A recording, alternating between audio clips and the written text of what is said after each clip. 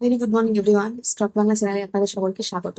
আজকে 15 October, Nifty ফিফটিতে আজকের জন্য যে ইমিডিয়েট সাপোর্ট লেভেলটা 25,100-তে রয়েছে। 25,000 একটা মেজর সাপোর্ট রয়েছে, উপরের দিকে রেজিস্ট্যান্স রয়েছে 25,200 লেভেলে।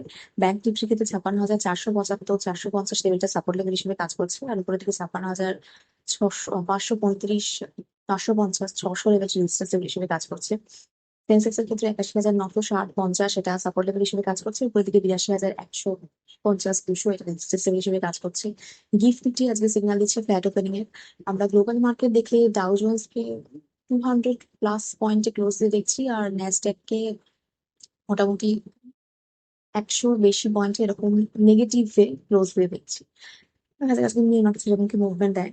এছাড়া কোম্পানিতে গেলে টেক মাহিন্দ্রার ক্ষেত্রে আমরা প্রফিট আফটার ট্যাক্স 4.4% ফল করতে দেখছি। রেভিনিউ রাইজ করেছে 5%, 15 টাকা ইন্টারিম ডিভিডেন্ড ঘোষণা করা হয়েছে। মার্কেটের রিয়াকশন আজকে দেখার থাকবে কিরকম থাকে।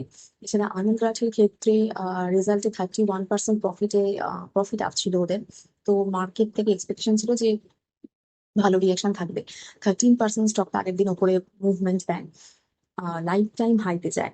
এছাড়া সোলেক্স এনার্জির ক্ষেত্রে আমরা দেখছি 545 কোটি টাকার সোলার পিভি মডিউলের অর্ডার পেয়েছে।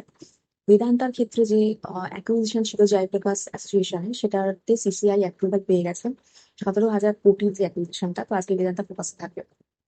এটা বড়ি রিনিউয়েবল এনার্জিস আগে কদিন ধরে বেশ ভালো রকম মুভমেন্ট, তারপরে রেজাল্ট ভালো, সেখানেও মুভমেন্ট, আগের দিনও মুভমেন্ট দিল, তো আজকেও দেখা থাকে মুভমেন্ট দেয়।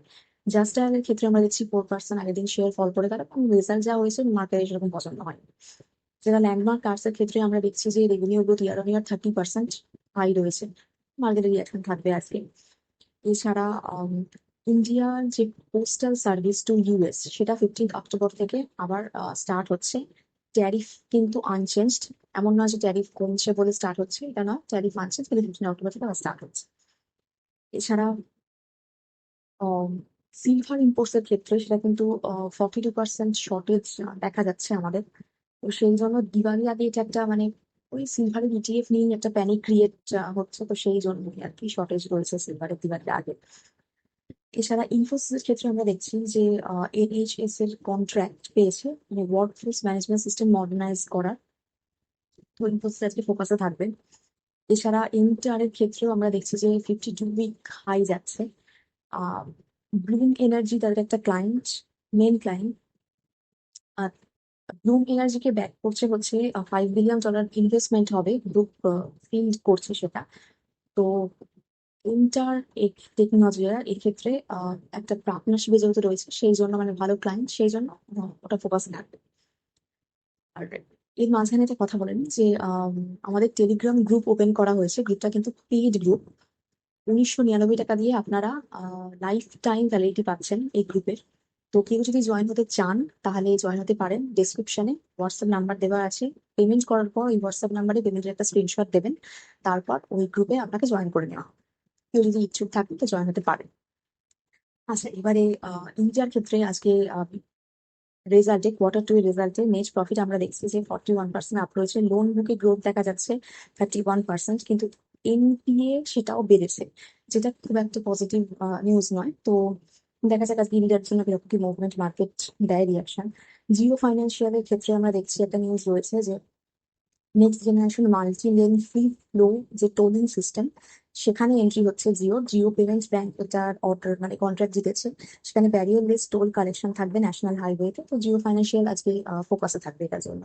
এছাড়া টাটা মোটরস এর ডিমার্জারের জন্য আমরা 40% টাটা মোটরসকে ক্র্যাশ করতে দেখলাম। যাদের আছে তারা মানে ভয় পাবেন না সেভাবে যে 40% ক্র্যাশ করে গেছে, কারণ ডিমার্জার হয়েছে, ডিমার্জার এরকম ক্র্যাশ পড়ে। এছাড়া বিওবির একটা রিপোর্ট রয়েছে যে আমাদের কনজাম্পশন এই ফেস্টিভ সিজনে স্পেন্ডিংটা বাড়বে 14 লাখ কোটি এরকম স্পেন্ডিং হবে, একটা এস্টিমেশন এরকম বলা হয়েছে। তো সেক্ষেত্রে জিডিপির উপরে ইম্প্যাক্ট থাকবে, ইন্ডিয়ান মার্কেটের জন্য গুড নিউজ। এছাড়া আমরা আইসিআইসিআই প্রুডেন্সিয়াল লাইফের ক্ষেত্রে নেট প্রফিট দেখছি 18%। তো আজকে কিরকম কি মার্কেট রিয়াকশন থাকে সেটা এটার ক্ষেত্রেও দেখা থাকবে, ফোকাসে থাকবে। আবারও বলছি, কোনো স্টক রিকমেন্ডেশন নয়, এগুলো খবরে রয়েছে, সেই স্টকগুলোই মানে নাম বলা হচ্ছে, এবং সেগুলো আপনারা ফোকাস রাখতে পারেন স্টাডি পারপাস দেখার জন্য। তো এই রয়েছে। এছাড়া এফআইআই ডিআইআই যদি ডেটা বলি, এফআইআই কিন্তু আবার সেলিং স্টার্ট হয়েছে, যেটা বাইং কদিন ধরে হচ্ছিল সেক্ষেত্রে আবারও আগের দিনও আমরা সেলিং দেখেছি, এবারেও মানে সেলিং রয়েছে এবং ভালো মতো সেলিং রয়েছে। এবার যতখানি যতদিন ধরে এরকম গ্লোবাল একটা আনসার্টেনিটি ক্রিয়েট হয়েছে, যেটা সেটা থাকছে কন্টিনিউ,